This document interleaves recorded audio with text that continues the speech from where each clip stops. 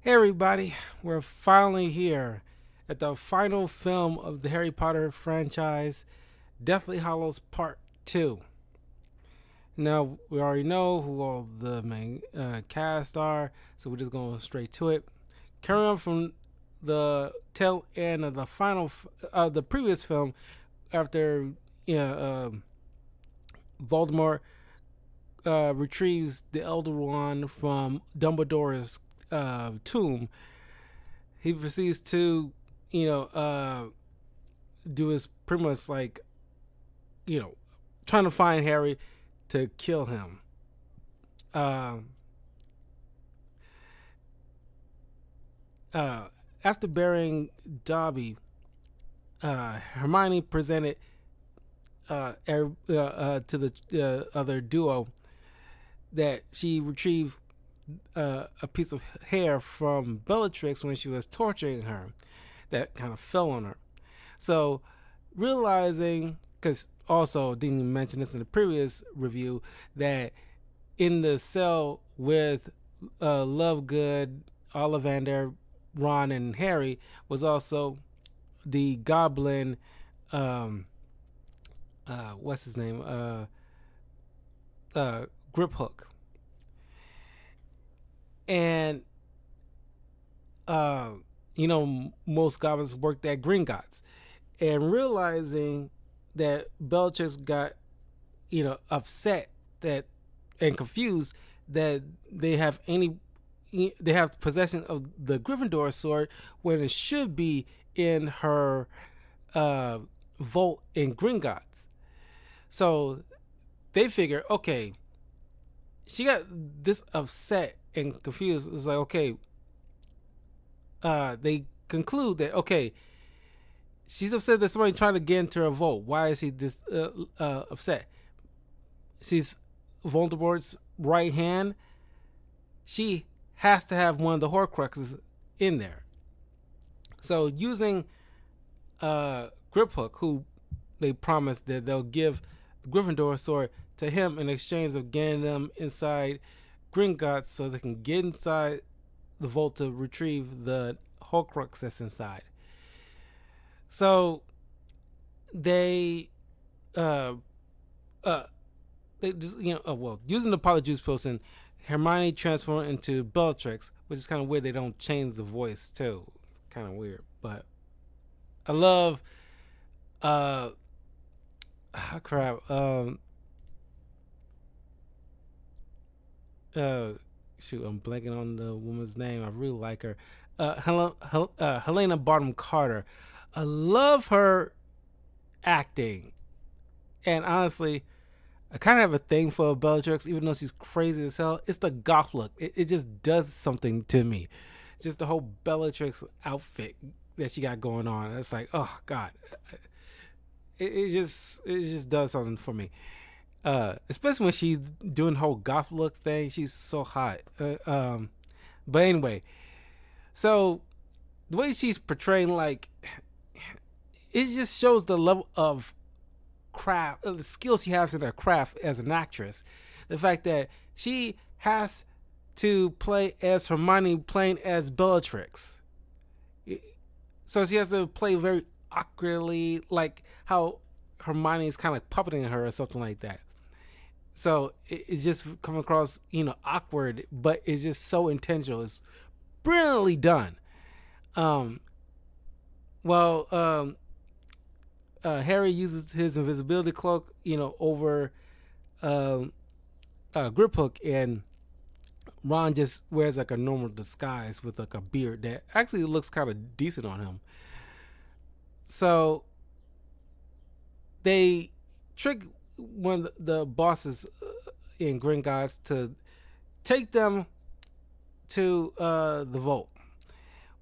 When they're inside the vault, uh, there's a spell or an enchantment inside where anybody knocks anything over, then there's a duplication spell. Everything starts multiplying, and they notice, or at least Harry notices, that the Horcrux is a Helena Hufflepuff's goblet cup.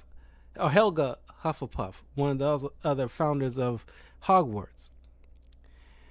So demands to, get the cup, but well, at least Griphook gets it, and he says like, okay, give me the sword. So they exchange the items, and Griphook ditches them. He says like, because he's a goblin. It's like I said, I got you in here. I never said I will help you get you out. So he runs away, and of course, there's like a dragon supposed to be like a guard to protect anybody, or protect the vaults from any would-be thieves. But thanks to Hermione's quick thinking, he managed to ride that sucker out of Gringotts. Of course, doing the whole thing like escape, Griphook ends up dying in the process, leaving the Gryffindor sword, who just disappears altogether to be reclaimed later. So, uh, now the number of Horcruxes is like dwindling down. Uh, uh,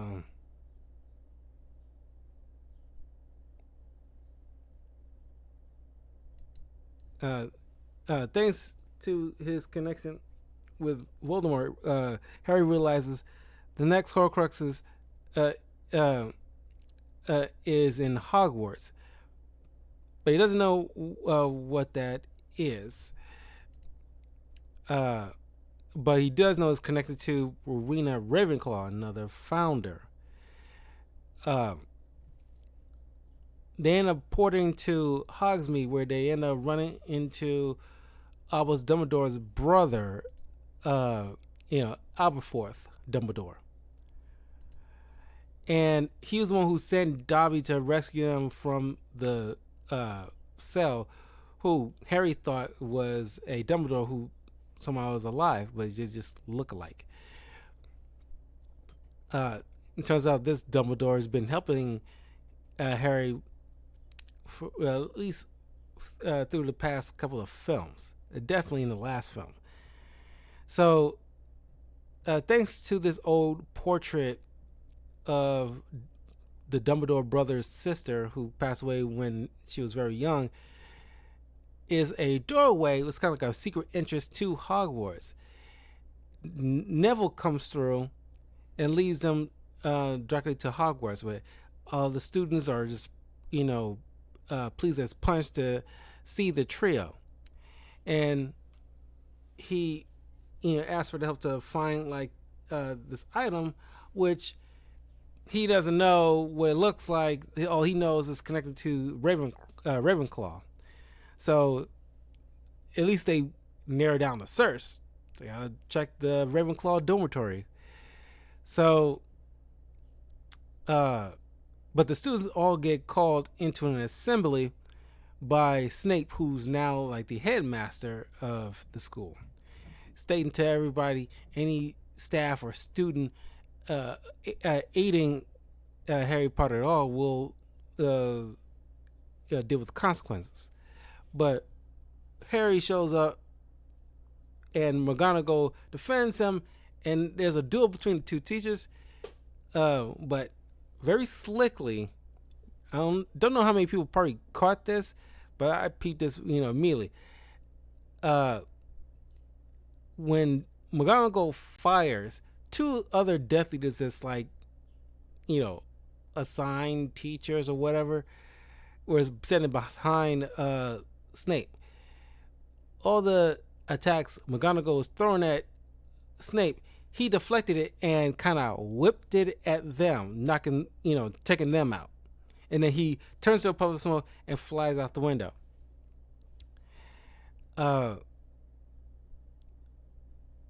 So, McGonagall sends all the Slytherin students to their corridors and locked behind them, because I guess none of them can be trusted, because it's always the Slytherins that's somehow connected to these Death Eaters, some shape or form. So Harry goes to try to find uh, the item. Well, Voldemort is mounting his army to seize the castle, pretty much. McGonagall and the other teachers and most of the students prepare for battle, sending like these stone soldiers that's kind of like decoration of the uh, school. It's kind of like gargoyles in a sense. They come alive and to pretty much the first line of defense, while other students get prepared for battle. Because Voldemort says like, hey, you got 1 hour to hand over Harry Potter, otherwise I'm killing all of you. So Lovegood uh, tells Harry that he should check with the ghosts haunting the Ravenclaw area. Uh, uh, what was her name? Helena Ravenclaw, who was the daughter of Rowena Ravenclaw. And she explains that, well, not so subtly, that the Horcrux turns out to be a tiara that belonged to the Ravenclaw family. Tom Riddle's supposed to have destroyed it, but he turned against them and put the Horcrux spell on it. So Harry goes to the room of requirement, ends up finding the item. The Harry's friends show up, Ron and Hermione show up too, but also Draco and his little crew of cronies shows up to try to stop them. But they quickly, Draco runs away like a bitch, and then the others kind of quickly disarm like the others. However, one of the flunkies, what's his name, Goyle, casts a fiend fire curse that sends like a giant blaze that is uncontrollable, and it starts attacking everybody and setting the place on fire. He gets caught up and dies, but Harry didn't want to leave Draco and the other boy behind to die, so he goes circle back and rescues them. Of course, before Ron and Hermione meet up with Harry, they was in the Chamber of Secrets. Nice little callback. They used a basilisk fang, which is shocked to see, like, this thing is a complete skeleton. You'll think there'd be bits and pieces of flesh still there decomposing, but whatever. They take a basilisk fang that will still be imbued with the powers from the Gryffindor sword that was used to kill it, to destroy the Hufflepuff cup. Now they go to destroy the tiara. So now there's 2 more Horcruxes down, and also, of course, it's Nagini left, but Harry's also a Horcrux in of himself. Why? Because unbeknownst to Voldemort, because of that feedback from the spell Harry's mom cast on him to protect him, caused a feedback, and not only left the scar, but inadvertently turned Harry into a Horcrux himself. So that's why him and Voldemort were so interconnected, and him able to speak Parseltongue and all this other stuff. So Harry, has to die in Voldemort's eyes because he's not supposed to be a Horcrux, and he can't be alive. Neither one of them has to die, and he wants him to die. Anyway, fight breaks out. A big battle breaks out on Hogwarts grounds. And of course, there are also the order the Phoenix people and the teachers. Lupin and his wife, uh, Nifedora Tonks, who end up having like a baby boy from the previous film at some point, who's now being going to be cared by one of the grandmothers from one of them. So they end up dying in battle along with um, Lavender uh, Brown, who was the one crushing on Ron a couple of movies ago. Uh, Fred, when Fred Weasley ends up dying in the situation. And also, just so you know, J.K. Rowling mentioned that she had to take out Tonks and Lupin, even though she initially did not want to, but she figures that since she allowed Ron Weasley's dad to survive, she figures that somebody close had to die, and she chose those two, which is sad, but I think she made the right choice. And it's a shame that Ron's first crust had to die in all this kind of mess. It's kind of by a one of those Death Eater werewolves that a few of the students, including I think Lovegood, took out. Also, Bellatrix ends up fighting with Jenny, Hermione, and I'm pretty sure it was Lovegood too. But then Mrs. Weasley jumps in and kills that crazy bitch. Uh, uh, so now they're trying to find Voldemort and therefore Nagini, because Nagini is going to be very close to Voldemort because he's Nagini's the last Horcrux. There's no way Voldemort is going to let Nagini out of his sight now. And they still need the sword, but they figured the Basilisk Fang was probably good enough. But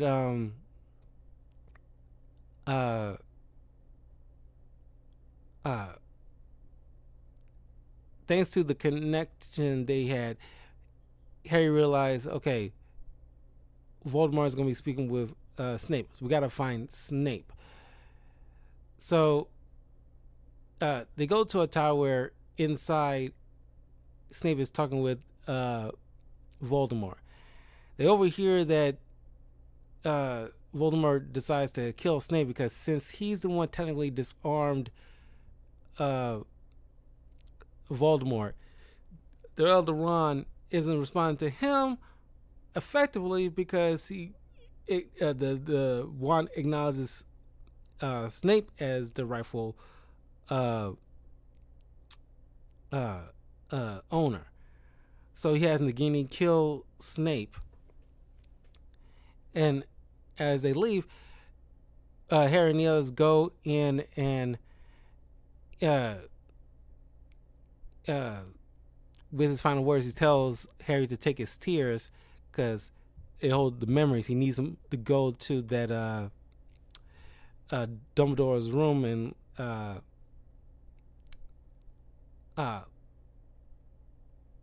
look through the pensive. Because right now, Voldemort is telling people there through his little mysticism call out.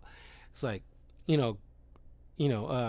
I'll withdraw my forces, bury your dead, and I want Harry to meet me in the Forbidden Forest so we can end this. Otherwise, more will die. So while everybody's getting a bit of like a break,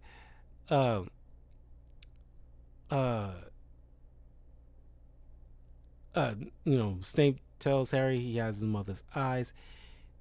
Harry goes to the pensive and he looks through the memories of Snape as he sees his mother as a young child getting harassed by her sister, who would end up, you know, being like a nightmare to him. When he gets uh when he gets young.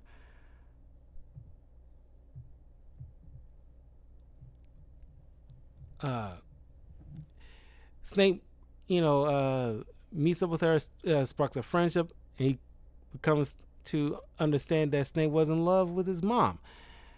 But it was not meant to be when James Potter, who was an arrogant little kid who bullied Snape a lot, ends up being the one to win Lily's heart, which explains his attitude to Harry. Uh, uh, Snape decides to become a double agent for Dumbledore in order to put a stop to Voldemort. Only reasons to protect Lily because that rat character sitting there snitched on the couple, so he knows that Voldemort is going to be going after them. Uh, so of course they end up dying. You know, Snape grieves heavily, so he works with Dumbledore in order to, prepare Harry. So he was the one that sent that spirit, dough to Harry to help find that Gryffindor sword. So Snape, despite his attitude, because he was still acting like a prick, but he only, helps Harry for the sake of his mother, because he, out of anybody, Snape respected and cared for Lily among anybody else.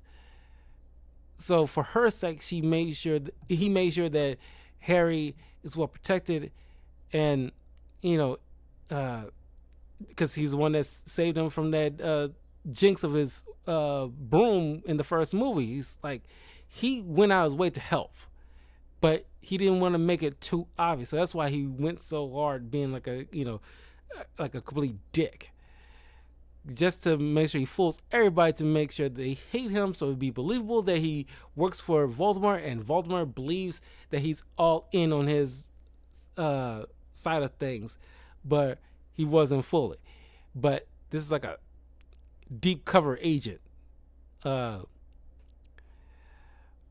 But Harry starts to understand his motivation.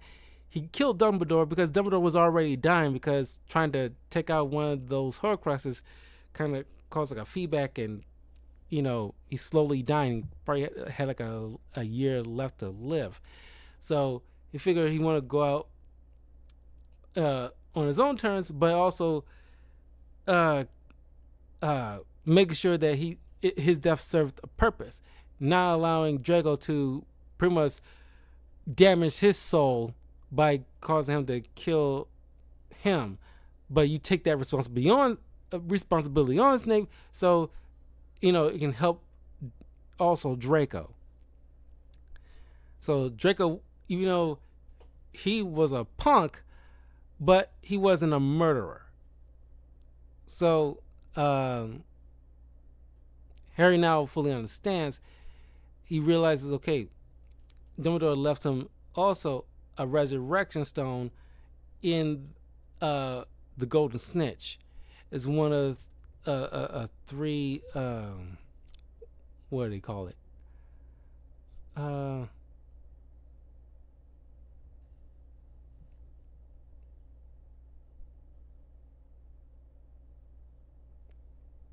What is it?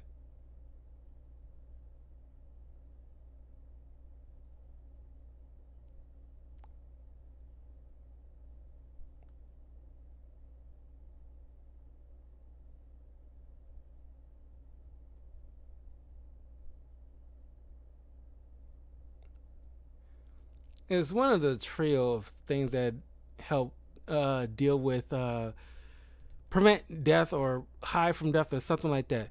The cloak of invisibility is one of them. Then it was something else in the resurrection stone, but uh, Harry decides to go to the Forbidden Forest.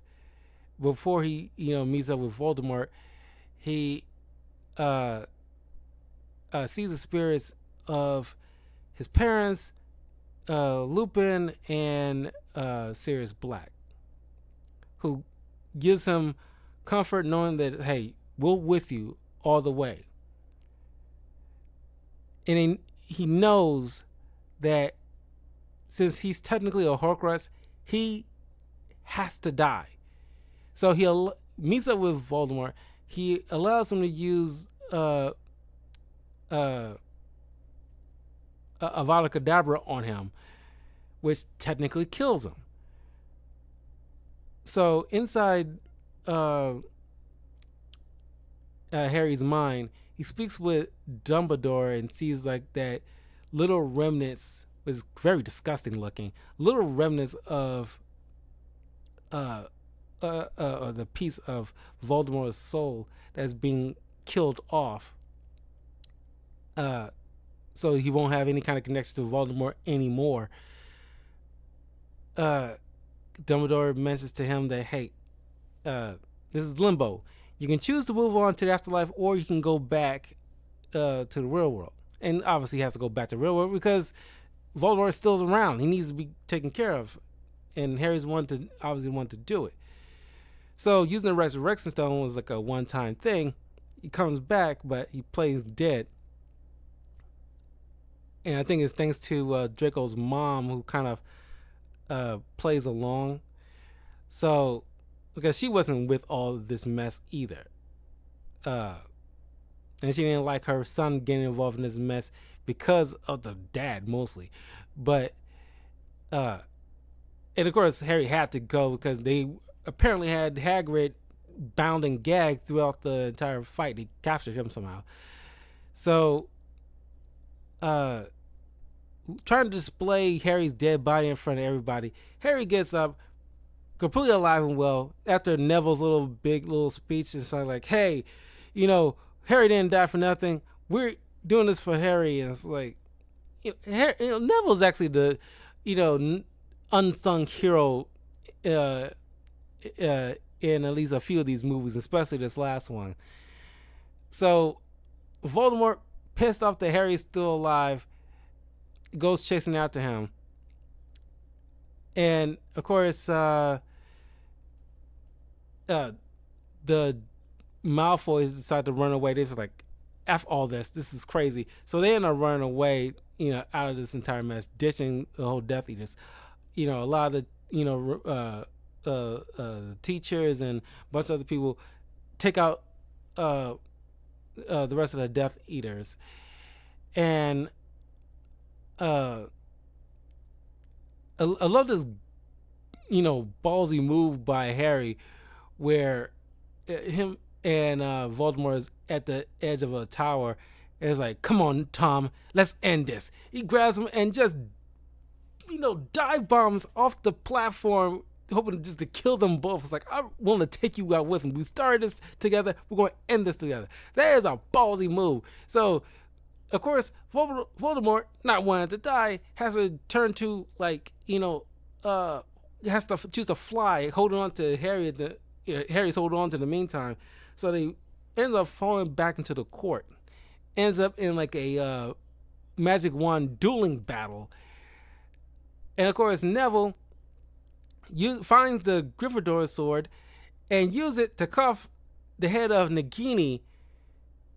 That's the last Horcrux. He's mortal now. Harry deflects Voldemort's killing curse back at him, finally killing the Dark Lord once and for all.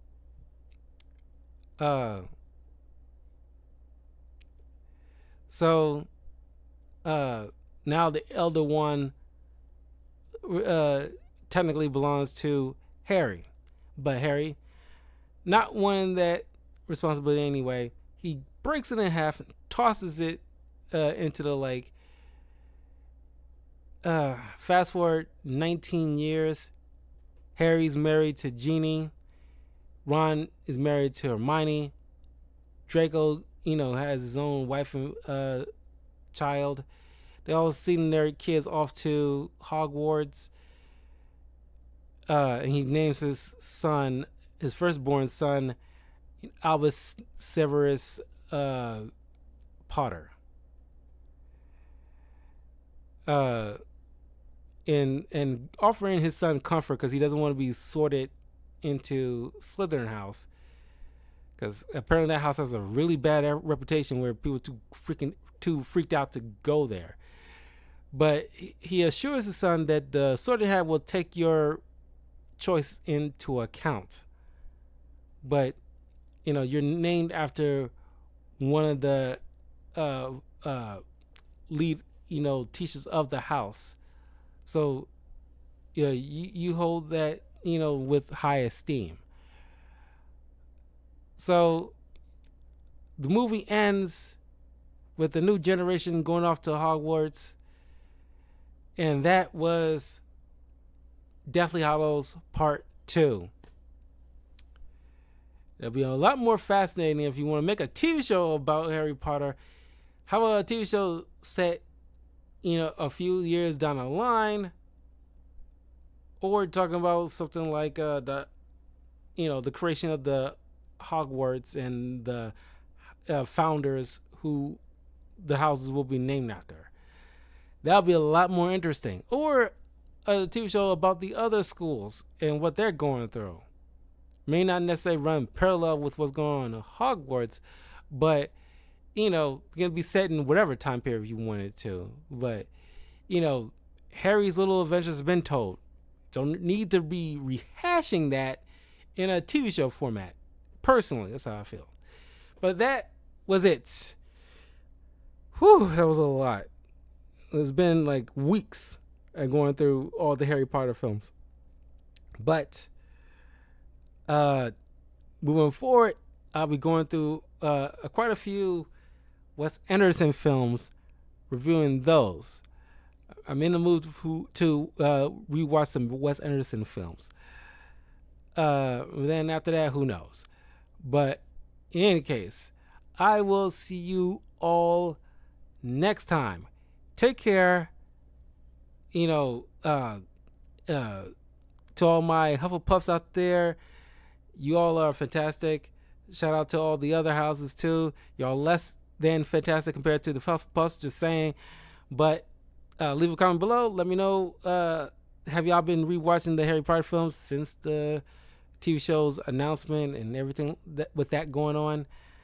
Because it's actually perfect timing that I'm rewatching these films.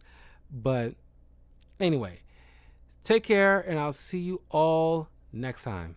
Peace.